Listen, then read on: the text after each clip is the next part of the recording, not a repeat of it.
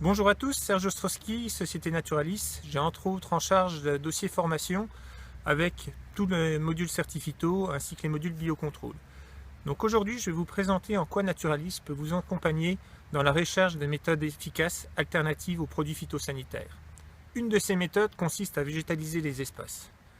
Alors cette gamme de végétalisation est le fruit d'un long travail de recherche avec les services techniques ainsi que nos partenaires fournisseurs. Plutôt qu'un long discours, je vous propose de visionner deux témoignages. Le premier est celui de la ville de Lons-le-Saunier, au travers de Xavier Gallet, son responsable des espaces verts. Donc Xavier va nous expliquer que suite à la décision de ses élus, il a dû gérer la totalité de la ville en zéro phyto. Et un des points difficiles à gérer, vous le saviez mieux que moi, c'est le cimetière. Il va nous expliquer comment il a fait.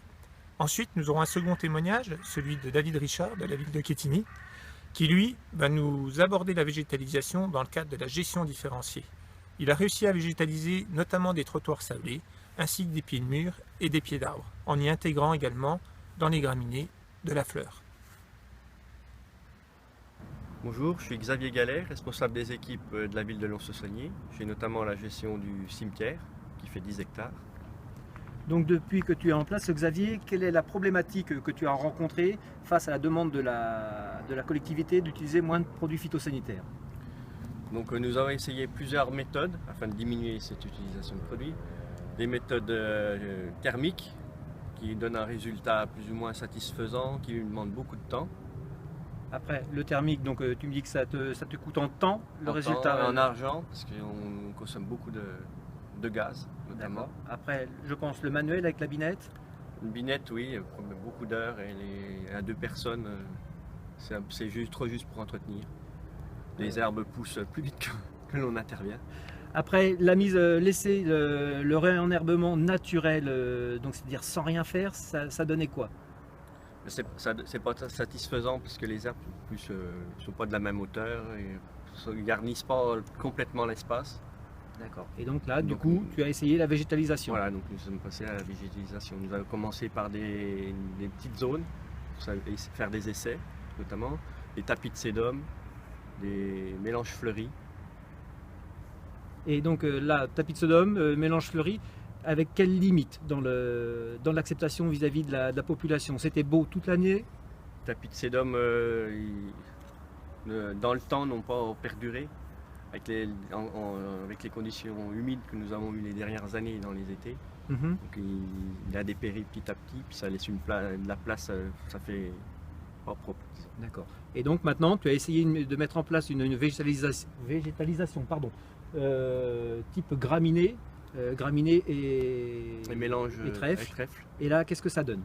Donc, comme on peut voir derrière, c'est nettement satisfaisant. Là, c'est un mélange qui a été fait il y a 2 ans. Oui. La mise en place, comment tu as procédé pour la mise en place? Ici, nous sommes dans un semis direct, Oui. dans le gravier, un simple griffage. Donc pas de travail du sol en tant que tel, hormis un griffage, mise en place. Donc avec un résultat comme ça, il y a 2 ans à peu près? 2 ans, oui. Ok. Et donc dans les autres parties du cimetière, quelle limite tu as trouvé à un semis direct de semences et quelle autre méthode tu as utilisée pour favoriser la germination?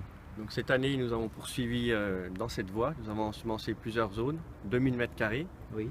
Une partie en semis direct, comme ici, dans le gravier, et une autre partie avec du mulch. Le mulch donne un meilleur résultat sur le moment, une meilleure germination et favorise l'implantation de ce mélange. D'accord. Et après, l'entretien que tu en as au fil de l'année, quel entretien tu as sur cette parcelle? Sur cette parcelle, nous sommes intervenus à peu près 3-4 fois. Oui. Ce qui est tout à fait correct. Et maintenant, le public? Et le public accepte ce type de végétalisation. Donc nous avons vu un exemple tout à l'heure avec une personne qui trouvait que ça embellissait le cimetière et redonnait de la vie. D'accord. Et du coup, tu projettes d'utiliser cette méthode-là dans la collectivité, à l'extérieur du cimetière? Oui, avec ces essais, nous pouvons envisager d'autres applications en ville, notamment sur des zones sablées plus difficiles. Merci Xavier.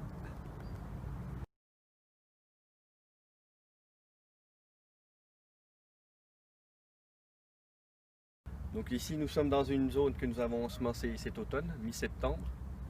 Dans cette partie, nous avons semé directement dans le gravier. peut voir le résultat, c'est un peu clair, mais dès le printemps, le trèfle va sortir et on ne verra plus la différence.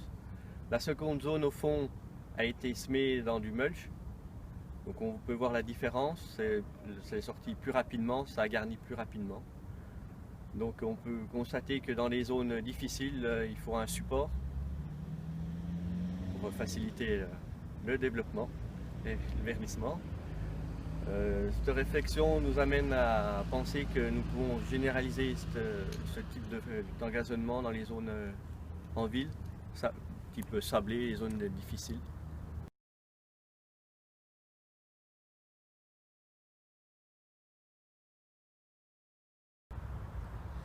Bonjour David, Bonjour Patrick. peux-tu te présenter? David Richard, je suis le responsable des espaces verts, la ville de Quetigny. Quetigny est une ville située dans l'agglomération dijonnaise, une ville de 10 000 habitants, une ville 4 fleurs, qui est tournée une ville assez moderne de par son développement dans les années 60-70.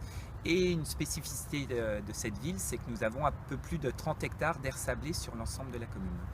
Depuis combien de temps travailles-tu cette végétalisation? Nous avons débuté la végétalisation en 2009 avec une première plateforme d'essai d'un mélange par alternance, un mélange de graminées et des mélanges plutôt vivaces fleurs. Quelle est la réaction de la population? Eh bien, dans ces premières parcelles d'essai, nous les avons positionnées de manière à ce qu'elles ne gênent pas la circulation des piétons et des personnes. Et nous n'avons pas constaté de grosses réactions envers la population, si soit bien négative ou positive, voire même une curiosité ou favorable quand on met en place des mélanges de type vivace fleurs. Et l'entretien annuel sur ces zones-là? L'entretien annuel, nous comptons à peu près 3-4 tonnes par an, avec un semis à privilégier absolument en automne, et puis à certains endroits un regarnissage au printemps. Il faut prévoir aussi une fumure, un amendement en matière organique. Et les perspectives d'avenir? Les perspectives d'avenir, depuis 2009, donc progressivement on a développé cette technique. Nous sommes actuellement un peu plus de 9 hectares de surface engazonnée ou traitée de manière avec les mélanges pieds d'arbre et pieds de mur. Et nous allons continuer ce développement. Merci David. De rien Patrick. Tout d'abord, je remercie nos deux services techniques pour leur témoignage. Comme vous l'avez vu, avant de répondre pleinement à leurs attentes, il a fallu une recherche, une élaboration des mélanges. Ça nous a demandé plusieurs années. Je crois qu'aujourd'hui, on peut vraiment pleinement donner satisfaction à toutes les zones qu'on considère comme agrolimitantes, les sablés, les bords de murs, les bords d'arbres, avec la végétalisation. Alors c'est pareil, il faut se projeter un peu, imaginer les perspectives.